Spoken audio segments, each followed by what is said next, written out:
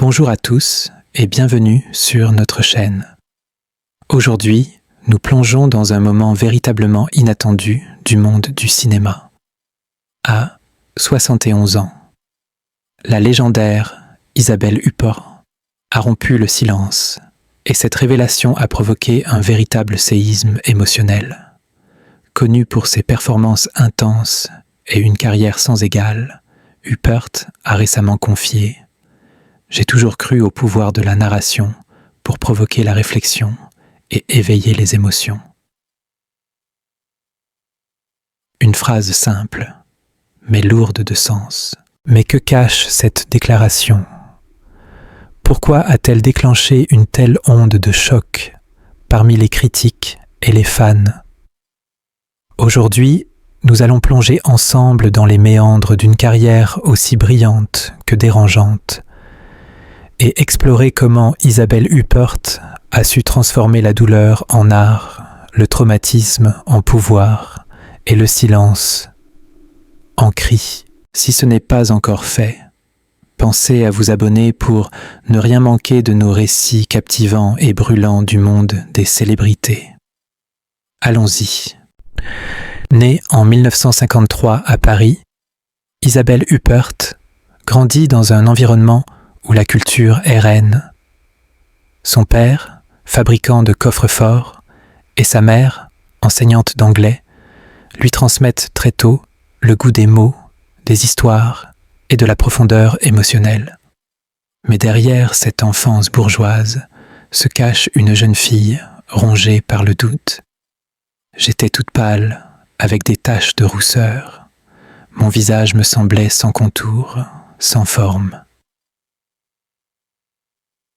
Une perception d'elle-même qui la marquera longtemps. Et pourtant, c'est ce même visage, subtil et insaisissable, que le monde entier finira par scruter, admirer, disséquer. Car Isabelle Huppert, c'est avant tout une énigme. Une actrice qui n'a jamais joué la séduction facile, mais qui captive par sa densité, son opacité, sa douleur muette. Elle débute à l'écran à seulement 18 ans, et en 1977, son rôle dans La Dentelière fait d'elle une étoile montante. Dès ses premières apparitions, elle impose un style brut, sans concession, sans filtre. Une jeune femme douce et brisée, plongée dans un amour impossible, et déjà une intensité rare qui transperce l'écran. Mais c'est dans les années 1980 que le mythe Huppert s'affirme vraiment. Dans Violette Nozière, elle incarne une adolescente empoisonneuse, prisonnière de ses désirs, de sa haine, de sa révolte. Puis, avec Gérard Depardieu dans Loulou, elle explore la frontière entre pulsion, liberté et violence affective.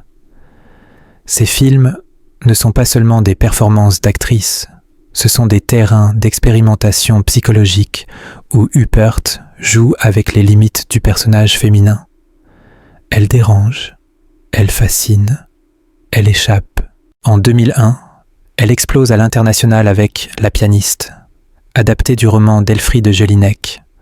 Un rôle extrême, une professeure de piano rigide, froide, humiliée, torturée par ses désirs inavouables. C'est cru, c'est dérangeant, et c'est magistral.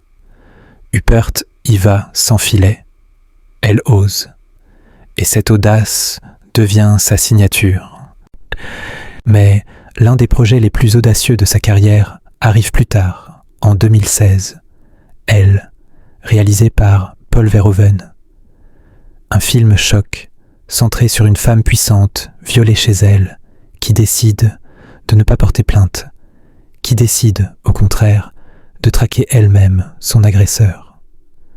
Le rôle de Michel Leblanc, CEO d'une entreprise de jeux vidéo violents, est complexe, amoral, brutal. Et pourtant, Huppert en fait une héroïne dérangeante, mais authentique. Dès le début, le projet est sulfureux. Verhoeven tente de monter le film aux États-Unis, mais se heurte à un mur. Les actrices américaines refusent. Le personnage est trop ambigu. Le viol, trop frontal, le scénario trop risqué.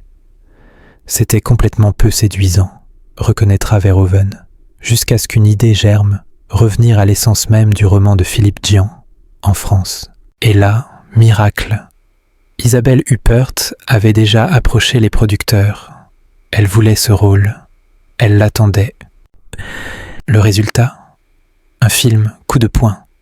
Un électrochoc. Huppert ne joue pas. Elle incarne. Elle devient Michel, cette femme meurtrie mais insoumise, sarcastique mais lucide. Chaque regard, chaque réplique, chaque silence en dit long sur la violence de son passé et la complexité de sa survie. Mais la controverse n'a pas tardé. Certains critiques crient à la misogynie, d'autres y voient un chef-d'œuvre féministe. Les associations dénoncent une représentation dérangeante du viol.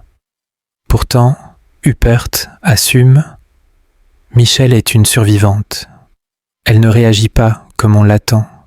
Elle dérange, oui, mais elle est vraie. » Et c'est bien là la force d'Isabelle Huppert.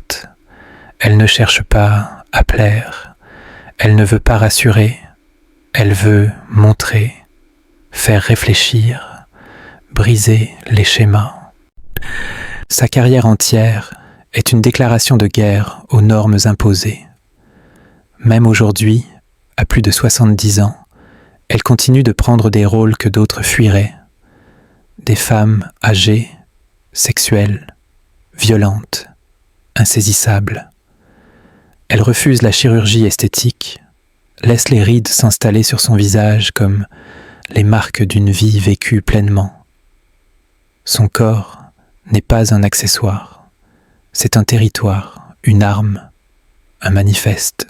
Et dans un monde où l'âge, le sexe et la beauté sont encore des prisons pour tant d'actrices, Isabelle Huppert incarne une liberté rare, farouche, presque indécente. Elle vieillit, mais ne s'efface pas. Elle provoque, mais ne se justifie jamais.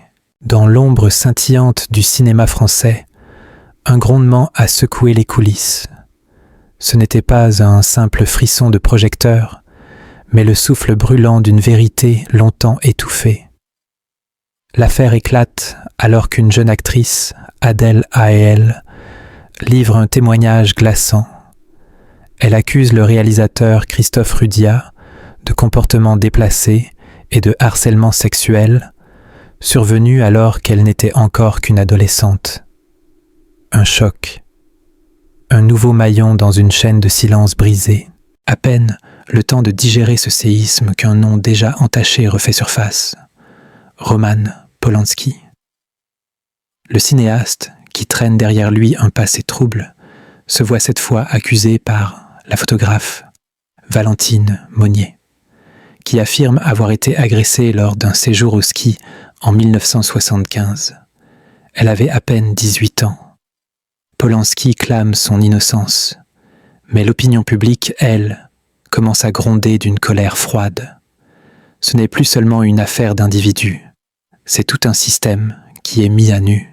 Parmi les voix qui s'élèvent, une résonne avec une force tranquille, presque clinique dans sa lucidité, Isabelle Huppert. Interrogée par l'AFP, elle déclare avec une gravité rare: l'industrie doit faire plus pour protéger les femmes. Cela passe, entre autres, par une protection économique, mais ce problème dépasse le cadre du cinéma. Il est partout. Ce constat, aussi tranchant que lucide, ne surprend pas venant de celle qui, depuis toujours, incarne à l'écran des femmes rebelles, lucides, fracassées, mais jamais soumises. Et pourtant, Huppert affirme n'avoir jamais été personnellement victime de discrimination sur un plateau.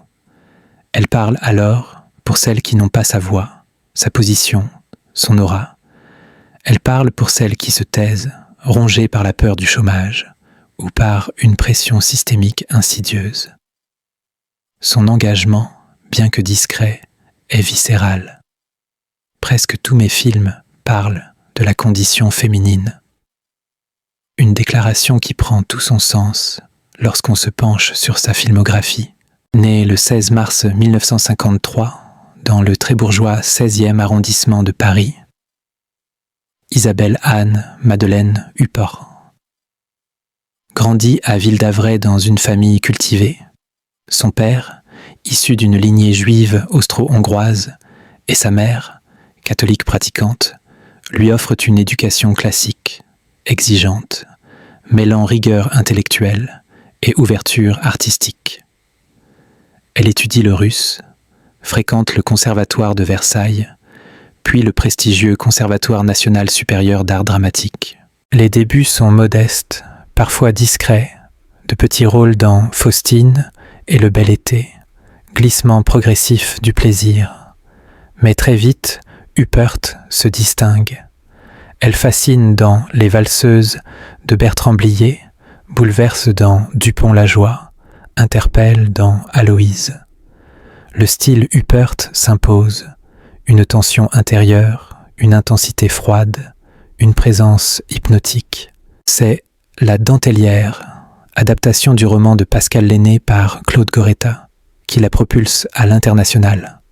Son rôle d'assistante de coiffure timide au destin brisé lui vaut un BAFTA, un David di Donatello, et surtout l'admiration du public européen.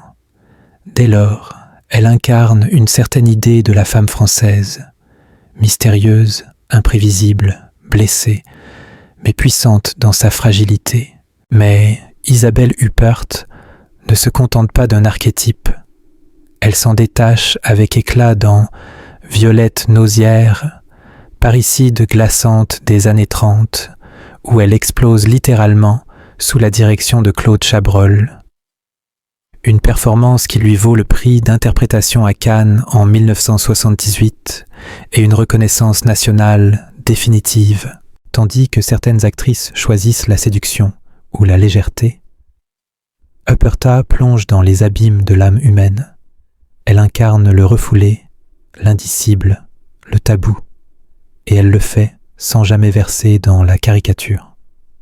De La pianiste à Elle, en passant par La cérémonie ou Ma mère, elle explore les déviances, les fractures, les ambivalences. Son style, une froideur maîtrisée, une pudeur explosive, une vérité brute. Nicole Kidman, Jessica Chastain, Nathalie Portman, Alicia Vikander, toutes ont exprimé leur admiration pour elle. Toutes voient en Isabelle Huppert une pionnière, une étoile guide, un modèle. Car Huppert ne joue pas seulement des rôles, elle ouvre des voies. Elle offre aux femmes du cinéma l'exemple d'un art sans compromis, d'un féminisme organique, naturel, qui ne se proclame pas, mais se vit. Et dans sa vie privée, elle reste tout aussi mystérieuse. Depuis les années 1990, elle partage sa vie avec le réalisateur Ronald Chama, avec qui elle a eu 3 enfants. Sa fille, Lolita Chama, est elle aussi actrice et a partagé l'affiche avec sa mère dans Copacabana, une transmission artistique rare, empreinte de respect et de complicité. Ses 2 fils, Lorenzo et Angelo, ont également choisi des chemins liés au cinéma. Ce mélange d'exigence professionnelle et de stabilité personnelle est sans doute la clé de sa longévité. Car à 71 ans, Isabelle Huppert continue de tourner, d'émouvoir, de déranger parfois, et surtout de poser les bonnes questions. Le cinéma est son territoire, mais aussi son champ de bataille. Elle y mène une guerre élégante, mais déterminée, contre l'injustice, contre le silence, contre la soumission. En conclusion, Isabelle Huppert n'est pas simplement une actrice, c'est une présence, un mystère, une cicatrice vivante. Elle transforme la douleur en langage cinématographique. Elle ne se contente pas de jouer des femmes, elle devient ces femmes, brisées, humiliées, fortes, intouchables. Et si aujourd'hui elle brise le silence, c'est peut-être pour nous rappeler que le cinéma n'est pas là pour nous caresser dans le sens du poil, mais pour déranger, secouer, faire réfléchir. Et vous, qu'en pensez-vous? Le cinéma doit-il tout montrer, même ce qui nous gêne? Le personnage de Michel vous a-t-il choqué, fasciné, ou les deux? Dites-le nous en commentaire. Et si vous avez aimé cette plongée dans l'univers d'Isabelle Huppert, n'oubliez pas de liker la vidéo et de vous abonner. D'autres histoires fascinantes vous attendent. À très vite sur notre chaîne.